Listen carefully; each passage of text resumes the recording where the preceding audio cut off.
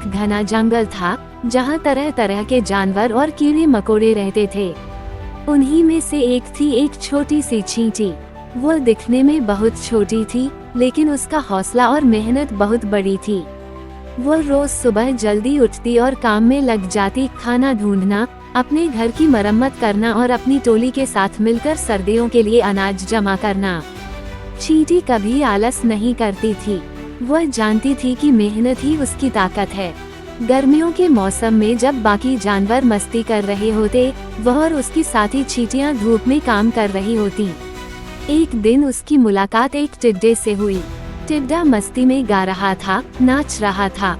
उसने चींटी से कहा, तुम क्यों इतनी मेहनत कर रही हो? थोड़ा आराम करो, जिंदगी का मजा लो।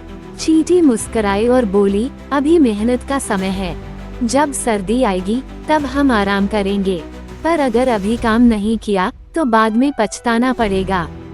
टिड्डा हंसते हुए चला गया। उसने सोचा, मैं क्यों काम करूं? जंगल में सब कुछ तो मुफ्त है।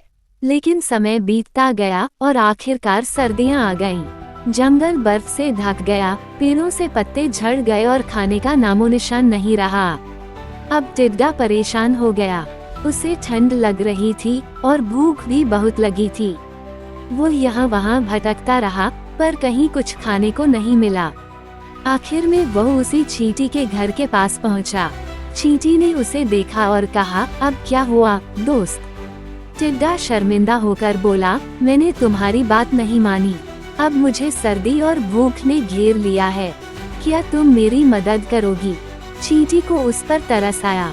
उसने टिड्डे को घर के अंदर बुलाया, उसे खाना दिया और सर्दी से बचाने के लिए गर्म जगह दी।